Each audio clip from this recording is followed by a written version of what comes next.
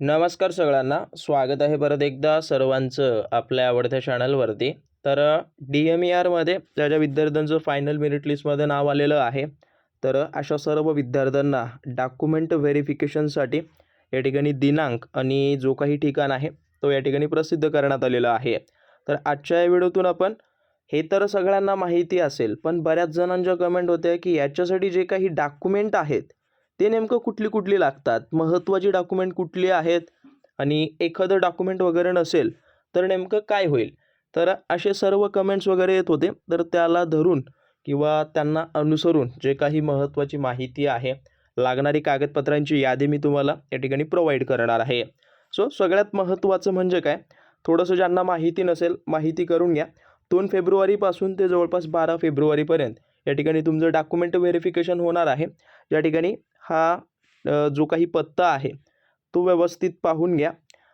Grant शासकीय वैद्यकीय महाविद्यालय किंवा व सर जी समूह रुग्णालय वगैरे मुंबई इथं जे आहे ते या ठिकाणी होणार आहे. तर याच्यामध्ये बघा, आता जे काही वेळापत्रक आहे ते त्यांनी काय केलं, संवर्गणी आहे ते बोलवलेले आहेत. जसं की 2 तारखेला बघायला गेलं तर ग्रंथपालचं आहे, सहाय्यक ग्रंथपालचं सुद्धा 2 तारखेलाच आहे. ओके, फक्त वेळ जो आहे तो या ठिकाणी बदललेला आहे.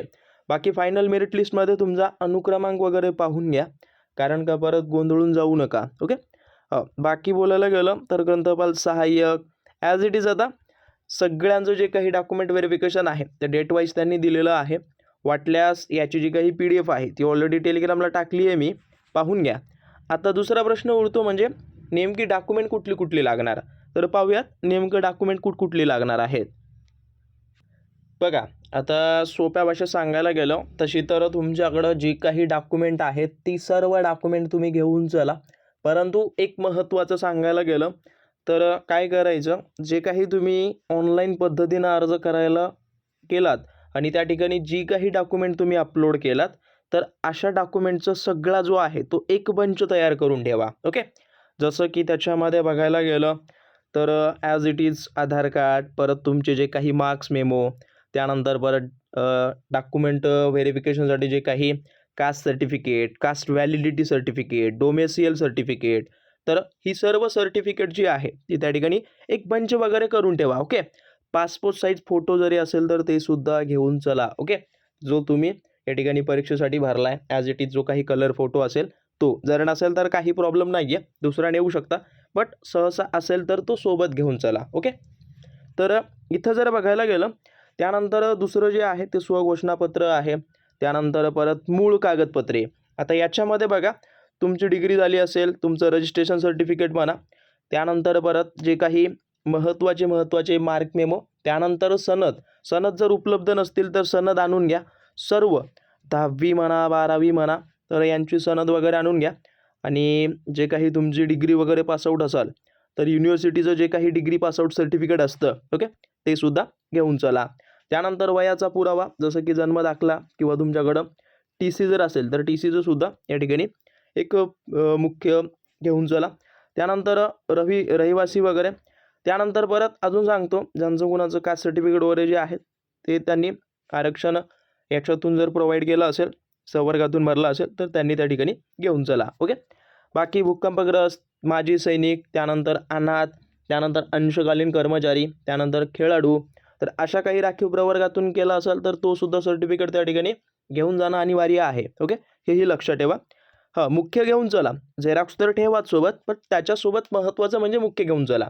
जर मुख्य नसेल तर जमलं तर झेरॉक्स वगैरे चालतील, बट काही कालावधीसाठी. ओके, सहसा तरी सगळे मुख्य जे काही ओरिजिनल आहे ते घेऊन चला. परत नॉन क्रिमिनल ज्यांना आवश्यक आहे त्यांनी घेऊन चला. त्यानंतर दिव्यांगचं जे काही ऑनलाईन मूळ प्रमाणपत्र वगैरे असेल तर त्या ठिकाणी दिव्यांगचे जे काही विद्यार्थी आहेत त्यांनी त्या ठिकाणी घेऊन चला. बाकी सहसा तरी हे लागणार नाही, बट जमलं तर घेऊन जा. ओके, असेल तर काय एखादं जड होईल, त्याच्यात काय होणार.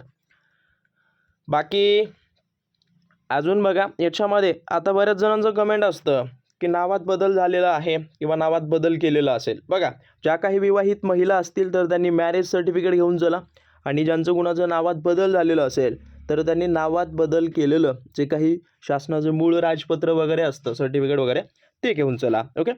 त्यानंतर परत लहान कुटुंबाचं, त्यानंतर MSCIT अथवा CCC असेल तर, बाकी अनुभव प्रमाणपत्र ज्या विद्यार्थ्यांना विचारपूस किंवा विचारलं आहे जाहिरातीमध्ये, अशा सर्वांनी अनुभव घेऊन चला. अथवा अनुभव प्रमाणपत्र जर असेल त्या स्पेसिफिक पोस्टचं, तर ते सुद्धा त्या ठिकाणी घेऊन चला. जरी मागलं नसेल तरी घेऊन चला. ओके. बाकी ओळखपत्र याच्यामध्ये लक्षात ठेवा, तुम्ही यापैकी आधार कार्ड, लायसन्स, त्यानंतर परत तुमचं निवडणूक कार्ड किंवा एक पद्धतीनं खाते पुस्तक, पॅन कार्ड किंवा कॉलेजमधील आय कार्ड याच्यापैकी एक कुठलंही आणावं चालेल. ओके. आणि नावामध्ये जो काही तुमचा ॲज इट इज नाव आहे ते त्याच पद्धतीचं असणं अनिवार्य आहे. बाकी जे काही आवश्यक असतील ते सर्व डॉक्युमेंट त्या ठिकाणी घेऊन चला. ओके. सो एवढंच आहे. बाकी त्याच्यामध्ये काही डॉक्युमेंट वगैरे नसतील तर तुम्हाला ते चान्स वगैरे देतात 3 महिने 2 महिन्याचा. सो काळजी करू नका, बिनधास्तपणे जा. जर माझ्याकडं एक डॉक्युमेंट नाही, मी जाऊनही वेस्ट होईल, अशा भावनेनं घरी राहू नका. ओके. जमलं तर सगळ्यांनी जा आणि जरी कुठलं डॉक्युमेंट कमी असेल तर त्यांच्याकडून विचारपूस करून घ्या. ओके. बाकी काही डाऊट असतील अवश्य कमेंट करून द्या. आणि अजून एक प्रश्न उरतो, तो म्हणजे नियुक्तीचा. तर नियुक्ती कधी मिळेल? तर लक्षात ठेवा, सहसा तरी जर तुमचं आत्तापर्यंत झालं असतं तर 26 जानेवारीपर्यंत तुम्हाला नियुक्ती वगैरे मिळाली असती. बट ॲज इट इज जसे ते रिक्त वगैरे पदांच्या जागा किंवा वरून जसं मान्यता वगैरे मिळेल टोटली, ओके, तसं ते तुम्हाला बोलून घेतील. ओके.